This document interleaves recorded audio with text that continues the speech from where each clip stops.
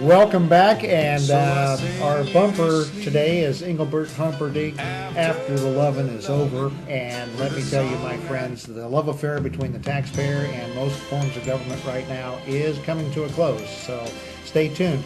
My guest is Michael Turnipseed. Mike, thanks for coming on today. Thank you really very much appreciate for it. having me. And Mike is with the Kern County Taxpaers Association. And tell us a little bit about yourself, and then we're going to launch into some stuff regarding utilities and PG&E.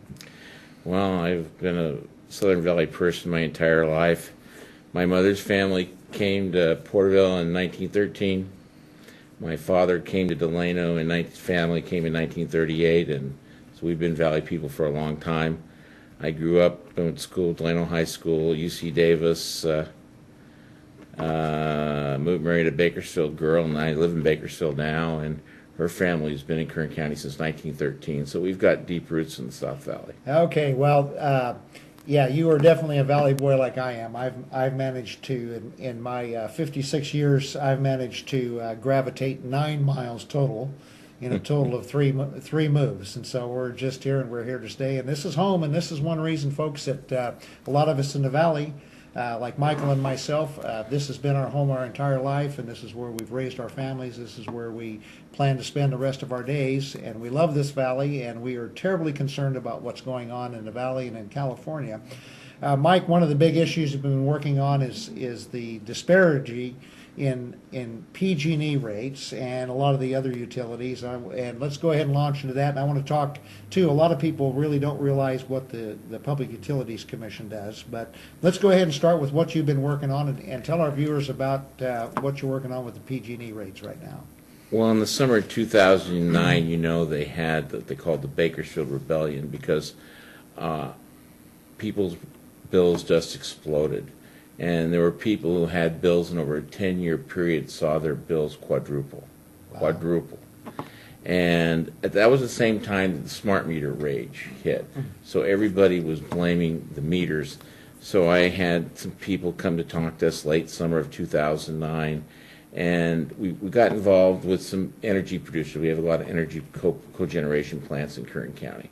So I learned a lot about generation cost, production, and we spent 3 months just studying how the system works, and really came about the same time about when the Fresno Bee had a series of articles on PG&E rates. So that was another kind of motivating incentive that was backing up what we were saying. And we really came down to the smart meters were nothing more than the messengers for a rate system that is terribly broken. Over the past 16 years, there have been 3 laws passed by the state legislature. And as you know, if the state legislature gets involved, they usually get it wrong. And Every time. And they did it in utility rates, too. And basically what happened, in their infinite or finite wisdom, whatever way you want to look at it, they basically have frozen so many rates that the utilities needed a different place to go. So back in 2000, they passed a bill, AB 1X, to help solve the energy crisis, which created 3 upper tiers who were going to pay all the new costs in the residential electric market. And basically what happened over a 10-year period of time, the top rate went from 12.5 cents to 49.8 cents. Wow.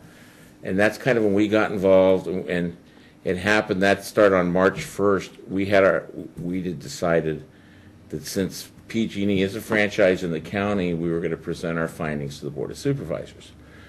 They are televised. They're on the web. It's a good thing, much like your show.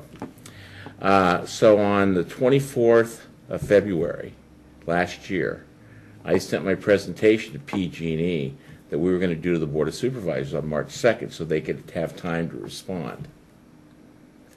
And what happened was, in 2 days, they filed an emergency rate reduction case, and the Tier 5 rate was reduced 20% from 49.8 cents to 40 cents.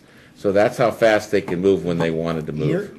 Let me get this right. You're telling me that just the fact that you were holding hearings with the Board of Supervisors, they responded that fast to reducing rates right off the bat. That should tell you something. Well, it's the message and how you presented it. And what we did is take all these Excel sheets of numbers and turn them into graphs.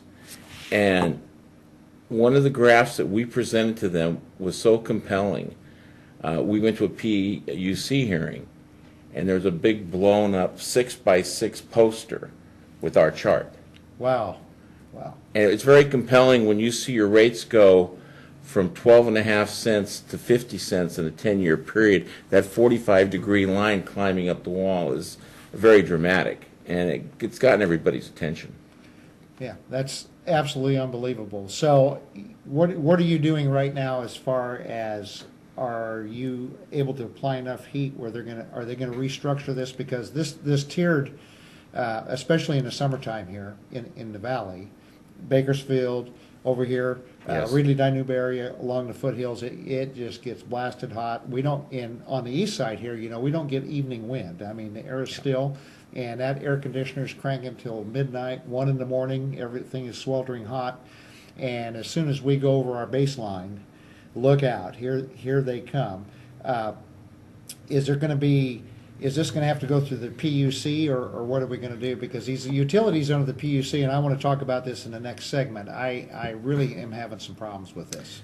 The PUC's job was to implement and manage the laws that the legislature writes on the 3 major utilities: PG&E, Edison, San Diego Gas and Electric. If you live in Sacramento or Los Angeles, or where there's a municipal utility district or a water district that produces power, you're not under the legislative control. Really? Yeah, us lucky people who live in the investor-owned utility areas, which they're run by the state because the state sets the laws, and the PUC does the management, and they're guaranteed a 12% return on their investment. Period. That's part of the rate making and cost making. They're entitled to 12% for all the investments, the poles, the wires, the substations, everything they do, everything that they do. But what has happened with these 3 laws and the tier system, the baseline system, weren't what we were told they were. Mm-hmm. And it took, I am not that smart, but I am very lucky that Kern Tax has some very, very smart people involved in the energy business, that we went through this and spent roughly 3 months designing our presentation to the board and showing why things went north. Rates went north. They didn't go south. Right. And it was and we were greatly surprised how PG&E has responded in a positive manner, because now the PUC is on notice, and basically everybody who's in this little family, because it's like a court case. Rate making is like going to court, and there are interveners and parties, and you have to be approved to be a party. And there's all these settlement conferences, and that's how rates are made, through these settlement conferences. Okay. And there's an old guy told me one time, if you're not at the table, you're on the menu. Well, upper tier ratepayers have been the menu for the last 10 years. And since we're at the table, if things go what PG&E is proposing now, in March of 10, the top rate was 49.8 cents. Now it's 40 cents. Hopefully by June, they'll be somewhere between 28 and 30 cents. Wow. Well, and it's just like when I first entered, I entered at the last minute the Senate race in the 16th district, and so through that process, naturally, you're going to learn to know people in the 3rd House, and I met with the PG&E people, and really nice folks. In a lot of ways too, their hands are tied because of all this legislation and everything else, and everything is. But I had a little chat with them, and that was about the time that your good friend Senator Flores was making all sorts of noise about the smart meters and everything else, and they said, yeah, we're trying to, deal with this and all that, and it's. I told him, I says, look, I said, you've got a message to deliver, but I says it's going to be how you set the table.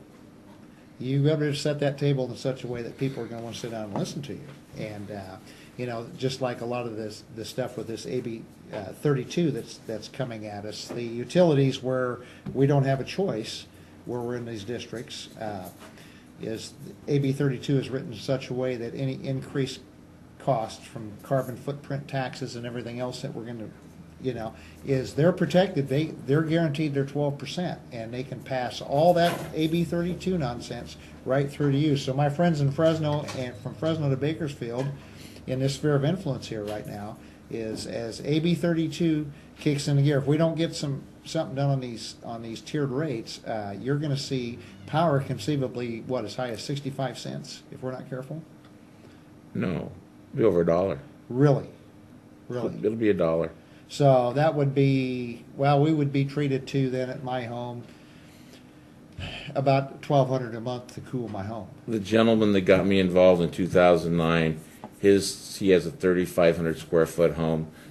10 years ago, he's paying $350. His bill hit $1,400. Is that right? Unbelievable. Yes. And so, yeah, this is going to be a really, a complicated deal. Now the PUC though, they don't set like power rates like in Sacramento and some of these other areas. No, exactly. And that's one. Sacramento SMUD is the gentleman who brought me into this. We compared his bill to his son lives in Sacramento in a similar house. Of course, the weather's a little different. Right. But we plotted his usage on SMUD rates. Mm-hmm. And the month that his bill was $1,400 in Bakersfield, if he would have used the exact same amount of energy, electricity, in Sacramento and SMUD, his bill would have been $650. Right at half. Unbelievable. Less than half. So anyway, we're going to go to a quick commercial break, and we're going to be right back with Mike Turnipseed from the Kern County Taxpaers Association. Stand by, and we're going into our final segment.